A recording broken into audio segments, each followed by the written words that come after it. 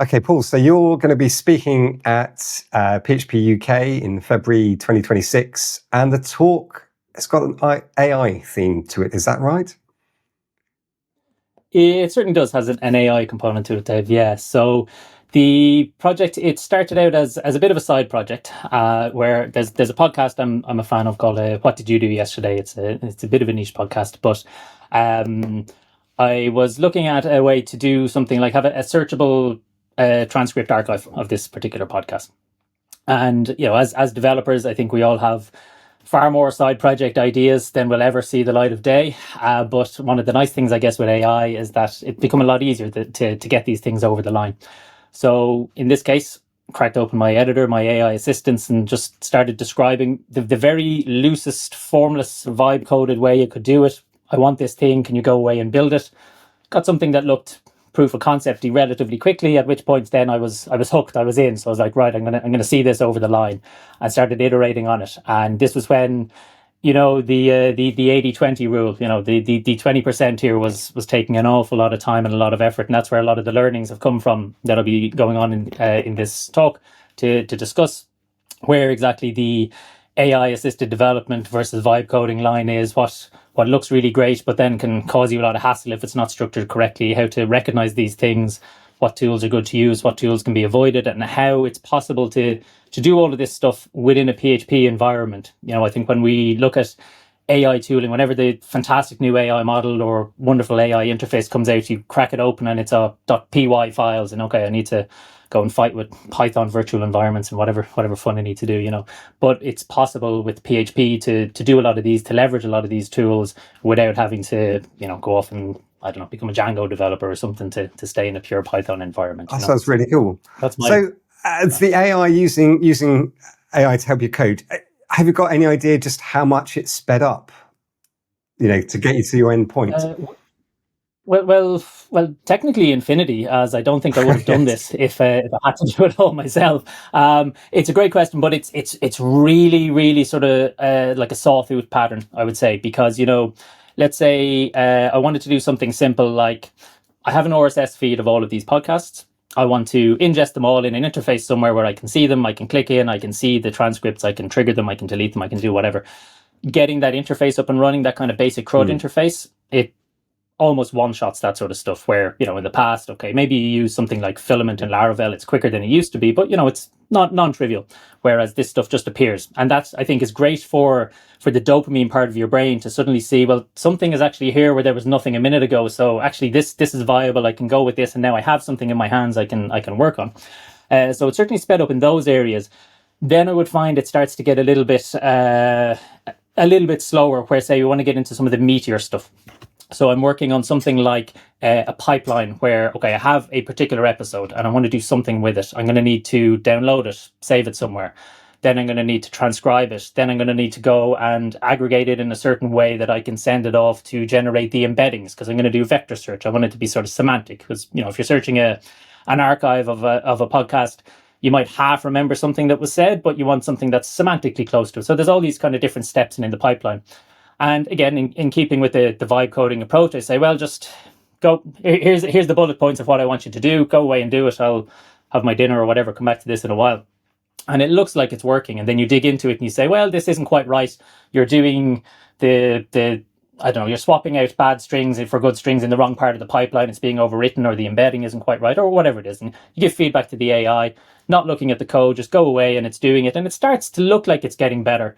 And then at one point, you're finding you're in a bit of a feedback loop. The context window is getting messed up, or whatever it is. It's just it's not working so well. You think, okay, at this point, I understand what's going on. It'll be quicker for me to just drop in and move some of the functions around.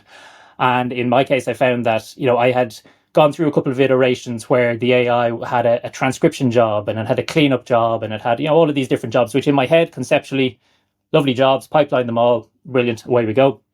And then I looked in my repository, and it had a transcribe job, transcribe and clean up job, transcribe and clean up and submit job, transcribe and embed and clean up. So it had decided everything it saw. It was like the world's most enthusiastic intern, where it's like, okay, you want me to do this? Yes, sir, I'll go away. And it's just suddenly there's a whole new file, which is about 85% identical to another file here, with some critical difference in the middle of a 500 line file, which they're the points at which, you start to take a deep breath and go, okay, yeah, this is not the right approach for something that's a little bit more complex, something that I want to live with in a slightly more long-term fashion, that isn't just a weekend throwaway project. They're the bits where, to come back to how much it speeds me up, they're the bits at which it's actively pulling me back. And I would have been quicker to spend the 20 minutes Googling all of the various incantations I needed to do to call Whisper or whatever transcribing tool I was using, and then just to implement it myself based on what I knew. So there are definitely bits at which my own laziness bit me in the backside for those sort of things, and maybe wish that I had sat down and gone through. The more I think AI assisted development is the more sort of formal term for the sort of the anti-vibe coding, where you plan it properly, you structure it, you work on a plan, you iterate the plan, and then you're developing on the back of it. But that sounds like traditional boring software development. I'm here to just fire out a fun project over the weekend. So, this is the kind of the trade-off that was involved there. But there's definitely areas where it sped me up, definitely areas where I was cursing at it and thinking, I definitely would have been much better to do this from scratch myself. Well, that's, so do you think as a result of this kind of work, all these domain names that people purchase, they might suddenly actually, an explosion of them actually get used? I think that's definitely the case. It's so much easier to do these things and fire these things out and get them to something that you can actually put out into the world. These sort of little test tools. I don't know if you're familiar with Simon Willison. Have you ever seen any of Simon Willison's writing? No. He was one of the early guys behind Django, but he's one of the guys who he does a lot of writing about the AI models, evaluating the models and testing them and so on. And he has put up sections on his website that are now just a list of these throwaway tools that he's gotten Codex or Claude or one of these to generate, that just does a one-shot thing, load an image and change the EXIF data. Small little things like this that are now very trivial to generate. I know in my own case as well, I'm as guilty as anyone of, a whole load of domain names that are just there gathering dust. My daughter, so I've a 9-year-old at home, and she got very into doing like a kid's version of Sudoku in some of her comics. But they're kind of with pictures rather than numbers, and that sort of, and it's a 6x6 grid. But her frustration was that you only get one comic a week. They only had one puzzle and blah blah blah. So I had a kidsudoku.com, was a vibe coded. Well, can I build something like this that she can just play and go with and work on? And that's something that, again, it probably would have been a side project that I got about half the way through, registered the domain, get it half the way through, and then never quite get it over the line. Whereas with the AI development, I could probably look at that code and shudder now when I see how nasty it is. But for a single simple sort of thing that I wanted to do, absolutely get it over the line, get it up there. So the domain registrars might be a happy beneficiary of all of the money being pumped into OpenAI and NVIDIA, I guess. Well, it's actually really interesting, because if you can get to your MVPs quicker, that could be a huge benefit for software developers, because there's so many ideas out there and it just costs too much to even test an idea. And actually, if people can get MVPs out there in a matter of, like one developer day, and see if it works and see if it doesn't, they can experiment so much more and then find the ones that do work and go, right, now we're actually going to develop this properly. So actually, that could be a really good news story for developers who are worried about AI taking their jobs. Absolutely. I think it opens the field really widely into what you can do and what you can explore and help you move a lot more quickly. When you have a vision like that and you kind of know what you want to do, then absolutely, I think the whole thing about AI taking developers' jobs, it's an interesting conversation. I know definitely myself, I've gone through the peaks and the troughs of working on projects. Like this is a kind of a toy project, but working on other ones in the day job as well, where you'll spend the morning going, this technology is amazing. I need to learn how to go herd goats on the side of a mountain or I'll have no future here. And then you spend the afternoon going, this is an absolute piece of junk. Yep. This thing doesn't know what's going on. It's worse than the most junior intern I work with. So there's a lot of swings back and forth on that. But I think definitely for a lot of developers, you're going to find that it opens a lot of doors that were probably closed before. So, if you're, I'd say there's fewer and fewer of us that are purely developing in one language all of the time. You might be a PHP developer, but you're also maintaining a React front end, or there's an engineer on your team who built a wonderful Go microservice and then left for a new job, and now that's fallen into your lap as well. Probably jumping between a couple of different things. And I think the AI tools can really, really lower the barrier to doing that a bit more seamlessly. If you're a relatively experienced developer, you understand the concepts, caching in a web app or race conditions or whatever it is. Once you can articulate and explain that well, and you know what that looks like in PHP or JavaScript, having a back and forth with an AI saying, okay, well, show me what this would look like in Ruby, or explain to me what this looks like in Python or Rust or whatever it is, suddenly means that you have this endlessly patient tutor who will just walk through that with you until it kind of clicks and can help you with, you're I don't know, you're looking at a project from GitHub you want to start poking around with, and suddenly those doors are opening for you where they wouldn't have been before. So I think there's a lot of potential there, but always with the massive caveat hanging over you that this endlessly patient tutor might be confidently incorrect in what it's telling you is absolutely a thing that exists there. Because I do a lot of work with Stripe in the day job as well. And there are a few, like Stripe generally has fantastic APIs, but there are a few APIs that are a little bit hairier to work with, and pretty much every single LLM will confidently tell you that the API works the exact opposite way that it does. So you can spend many hours banging your head on the desk if your workflow is copy it from here, paste it in here, send the API error back here, and just in this kind of loop. That can be very frustrating. So, the broad point is, though, I think these tools in general are going to be very effective at lowering barriers to entry for developers to move between different technologies, different languages, different paradigms like that. That's the optimist case anyway. Yeah, we'll see. I've definitely, I know what you mean. I've definitely done things in languages that I haven't really touched for ages, and it's so much quicker because you can ask it questions, although it does confidently assert things that weren't true. But obviously, sometimes maybe people are coming into development will say, well, is there a need? Will there be a need for me? Because if the AI does this kind of thing, lower level. But I was having an interesting discussion with someone, and he was telling me how he used ChatGPT to teach him things. So if there's stuff he didn't know, he would say, can you teach me how to do this? Can you do some examples of stuff? So I do wonder if it's not all doom and gloom for people just starting out, because they can actually use these tools to accelerate their learning as well. Yeah, I think absolutely, and I think where that can really be enforced is, because I've heard similar with ChatGPT, people looking at, say, languages, for example. I'm trying to learn this particular concept in Spanish that's eluding me, and I just go back and forth and back and forth and back and forth. I think when you're working with or when you're a developer, I know certainly in my own case that it's often the thing that keeps you going through the sort of the struggles of, oh, I don't know anything, I'm an idiot, I'll never get this. It's the little dopamine hits of suddenly something works. Either you're seeing Echo Dave on the command line, you're getting some sort of interactive input, or suddenly there's a web page that can take a form, or there's a wonderful JavaScript HTML5 game that's suddenly doing what you want it to, that sort of stuff. And that sort of stuff, I think, is it gives you the hit. It gives you the, okay, I'm onto something here. This is worth pursuing.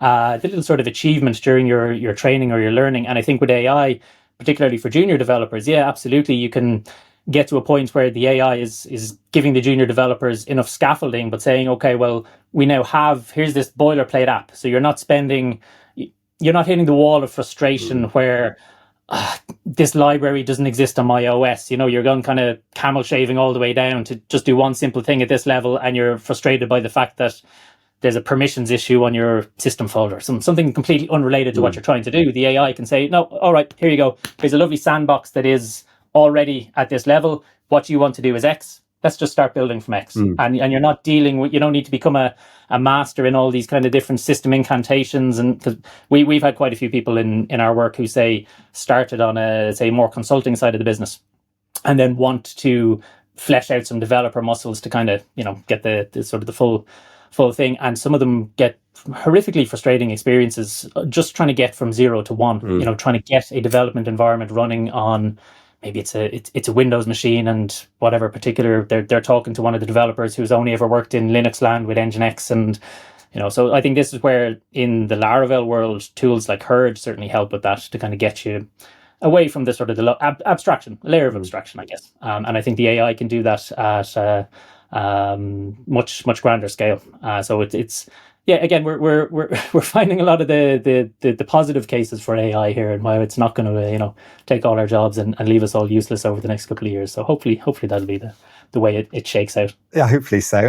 And I mean, it's improving all the time. I mean, we're having this chat in November, and your talk is in February the 20th.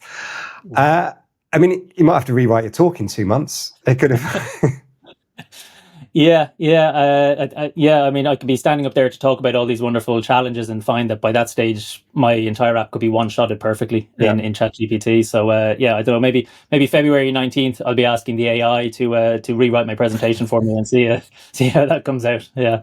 But yeah, no, it's definitely a case. It's such a fast-moving space, and things change so quickly. And I think we talk about some of the obvious problems with AIs, or the smells of AI text, the long M dashes, or 90% of every document being bullet points, or it's not X but it's Y hyperbole, all this sort of stuff. And we talk about that today, but in 6 months it will change and it'll be completely different. I keep coming back to the phrase that these tools now are as bad as they'll ever be. They're only going to get better, and they're only going to improve from here. So yeah, interesting to see what my talk looks like in February. Useful it is at that point. I mean, you can legitimately wait till the last minute to write it, because that's probably the safest thing to do in this case. Just on stage in that morning, right? But so an interesting experiment, guys. Today we're actually going to vibe code a conference talk during the talk. There you go, first time ever. Yeah. But I suppose it is, there are potential issues with AI. There's the environmental impact of building the models and then everyone just using them, and I suppose there's also the question about where did it get all its what was it trained on? Was it legitimate to use all of that material? I don't know if you have any thoughts on that. Or? Yeah, I think the legitimacy of the training is certainly an interesting one. I know that there have been some settlements reached. I think was it OpenAI or Anthropic? I'm not sure. One of them reached a settlement around a library of books they scraped. I know Mark Zuckerberg has a very different opinion. I think his opinion was that creators, I mean, they all, it was essentially these guys get all up in arms about their stuff being taken, but really doesn't matter that much, which it's an interesting attitude to take. I think it doesn't help the stereotype of the engineers versus the creatives in the arts. So I think it's difficult, but I think at this stage, realistically, the genie's probably out of the bottle on that one. I think now that these models are out there, and the models are not only out there, but you now have models trained on models where it's just not going to be possible to really pull anything out to say this one person took this copy at this point. So it's a big challenge. Yeah, I've no idea what way the creatives are going to work around that in future, as it's a big threat to a lot of livelihoods from this sort of stuff. And I think there's general ethical concerns around the AI, even above and beyond that. There's an example in the talk that I go on to a little bit, where it's a talk where we're transcribing what people will say, and it's a search engine on the back of that. But while I can let the tools run away and do this, there still needs to be a good bit of human oversight of it. Now, part of that is just not to make the tool look stupid, because this is a podcast that's hosted by an English guy, an Irish comedian, and it has a rotating cast of regional English and Irish accents, and the AI is generally trained on mid-Atlantic neutral radio hosts, so they even simple words and place names in the UK and Ireland get just absolutely mangled into nonsense. So you need a layer there. But there are also examples where, say, one of the hosts was saying something relatively benign about his children playing in a park and playing a game and calling out to a stranger, but the AI transcribed that as something that when you read it sounds a lot more I think it was like a homophobic slur came out of this, which you're now putting in the mouth of the presenter when you're saying on your transcription service site, oh, X said blah blah blah blah. So there needs to be a lot of oversight on these things to see what the output is. It's not particularly responsible, I think, to just run the AI and say, okay, whatever that is, I'm just going to publish this to the world. That's the end of it. I think we see a huge amount of examples of this, even today with Google, for example, the AI assistant search, and how it'll often come out with absolute nonsense there. Is it safe to put glue on pizza, I think was one of the examples, something like that, where people were giving it particular queries where you could confidently get the AI to tell you, oh yes, this is, rocks are a healthy part of a balanced diet, something like that. Or even simpler things like, is 1995 30 years ago? And it will say, no, 1995 is 30 years before 2025, but that is not today, and today is 2025, and it just gets itself into a loop, and it just comes out with nonsense. So I think there is an onus on anyone who's using generative AI to have some kind of guardrails, some kind of oversight, something in there where you can say, okay, well, this is ultimately the AI is generating it, but it's coming out of my tool, my system. It's ultimately my stamp that I'm putting on this. So this needs to be something that I'm comfortable saying, I'm comfortable standing over, which is certainly difficult to do at scale. That's a challenge, but is something that I think anyone building these systems needs to have something like that built in, where you can have alarms, maybe it's post moderation, pre moderation, whatever it is, depending on your case. But I think that's a really important part of it, because these things can go absolutely wild when they're fed in an unpredictable way. I mean, so there could be a whole new set of jobs out there, which is to check the AI's, doing the right thing, I suppose. Yeah, exactly. Oh, that's bleak. That's Yeah, exactly. that's a bleak idea. Yeah, but I mean, we have large systems set up for that to an extent at the moment, where you have, say, Facebook, for example, where they had, until the last big round of layoffs, they had an enormous amount of people in Dublin, but also in sub-Saharan Africa as well, whose job would just be to trawl through the absolute worst content imaginable that people are posting online. So there are pathways there where that is a job at the moment. Not a fun job. They've huge costs in terms of employee welfare and things like that to enable people to do that job and just not lose their own mind as part of it. But keeping an eye on AI's output is, I mean, it feels like the kind of thing that, if we need to keep an eye on AI's output, somebody is going to suggest, well, how about we build an AI to keep an eye on AI's output? And it just kind of, and who's going to watch that AI? Well, we build another AI to watch that, and we just kind of stack these AI monitors on top of each other. Maybe that should be an approach. Yeah, it'd be interesting to see how it all plays out. I think there's a real potential, though, for good as well. Kind of, I suppose we've alluded on it already, but a few years back, one of my friends is a consultant respiratory doctor, and he said, "Oh, Dave, how much would it cost to make an app?" And he kind of had a bit of a chat about it. I said, probably 200,000 pounds, and this would have real benefits to his patients. And I can imagine we'll get to a time, maybe in 3 or 4 years' time, maybe decades' time, where you could just have a 2 or 3 hours chat to some bot, and then this thing is created, and it hopefully by then doesn't have any of the issues that we've just discussed.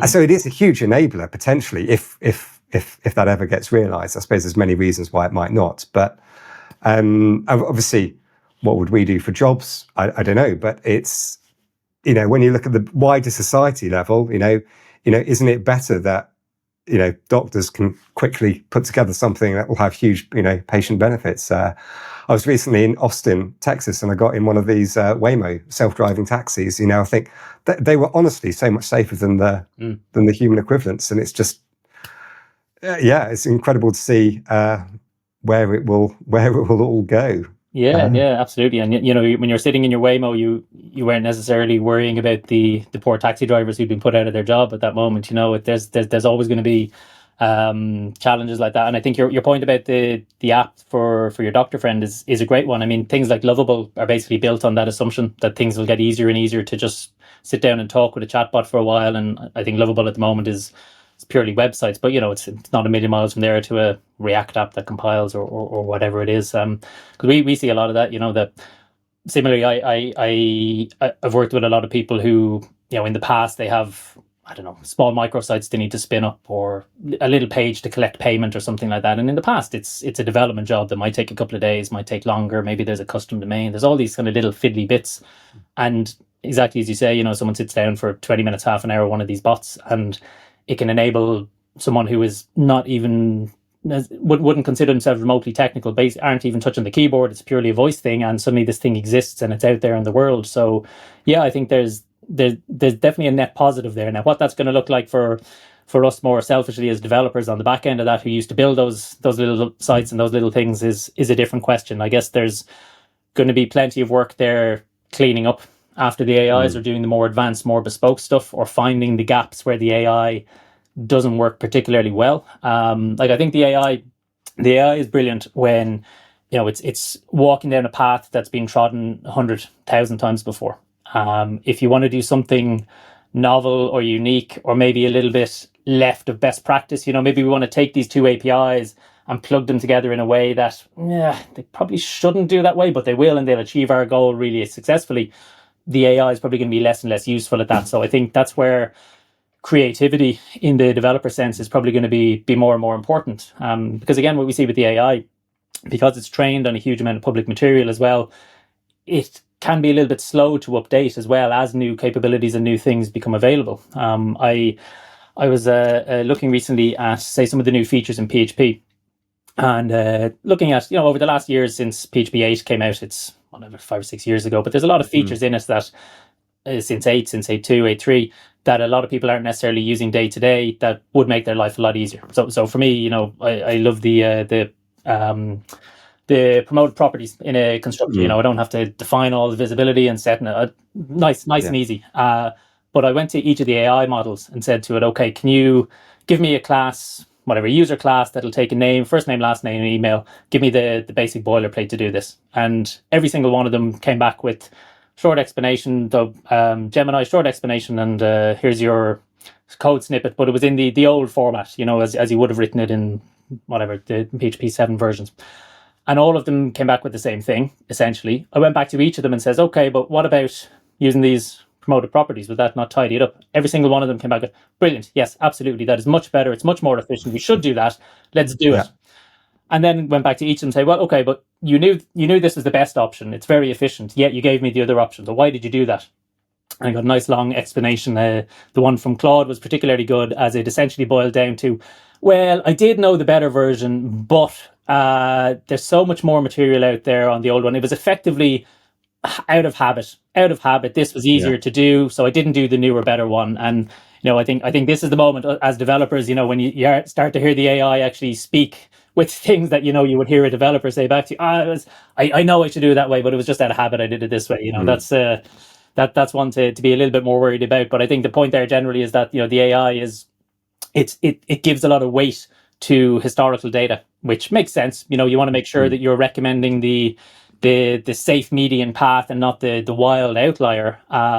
But if you're trying to do new and modern things and updated things, dealing with more modern AI APIs, for example, that the AI isn't always going to be the best to do that. So that might be an area where us developers are kind of running ahead of the curve to try and make sure that we're able to do a lot of that stuff more quickly, as the AIs take a little bit of time to catch up. Well, I suppose if it's a statistical model, then the older example, there's going to be more of the older examples. Exactly. Yeah. Right, so we need to get PHP released every month just to keep ahead of the AI. I don't know what the release managers will say about that. Brilliant. I'm really looking forward to your talk. See what I'm going to learn from it. I'm also looking forward to seeing what my talk is going to look like in February. Yes. Yeah. It's going to be a surprise for you as well at this rate. Because I've got loads of like ideas of things to get off the ground. So hopefully, once I've seen your talk, I shall I'll know how to do it as well.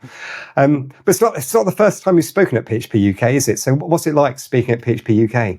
Yeah, it was great. So the first time I spoke at PHP UK was a couple of years ago, and it was kind of the first big conference that I'd spoken at, and bigger than sort of meetup level. So I was traveling abroad, going to the conference, and honestly, it's a very nerve-wracking experience to give any kind of talk, to go up and put yourself out in front of people, and to do it for the first time in big location like this at a very famous, well-known sort of conference. Absolutely terrifying. The experience itself, though, like the team behind it were fantastic all the way through. There's a lot of speaker assistance in terms of making sure what way the travel is going to work, the accommodation. So that those kind of little bits of admin you don't even need to worry about. They're all taken care of. It's all well communicated. The team are very, very vocal and really over communicate as much as anything, which is ideal in that kind of scenario. So as a speaker, it made me feel really welcome. And then putting on some events around the conference where I would be meeting with other speakers who had gone through exactly the same thing. People who had spoken at 15, 20, 25 of these events in the past, who still remembered their first one, and the sleepless nights beforehand, and the imposter syndrome. Is anyone really going to listen to this? The three people in the room will get up and walk out and I'll be left with an empty room. All these kind of common fears. So being able to sort of sit and talk with those people in that environment was really helpful for me as a speaker to get up and do it. So from that perspective, it was fantastic as a speaker. And then as an attendee, it was great as well. There's top quality talks. I think you see from the lineup, you get people coming from all over the world with really interesting, really detailed, and I think really sort of hands-on talks as well. There's not a lot of this kind of fluffy hand waving.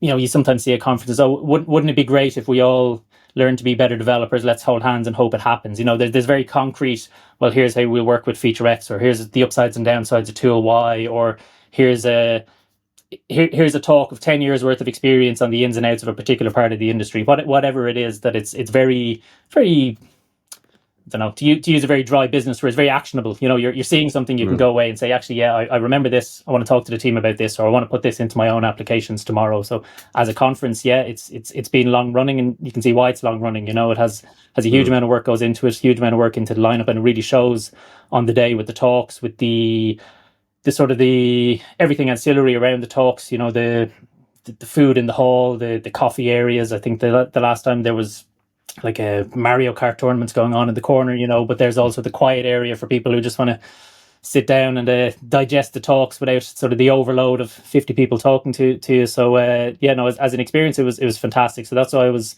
thrilled to get selected to come back again this year. So yeah, looking forward to it. Yeah, we're looking forward to having you. I suppose one other little bit.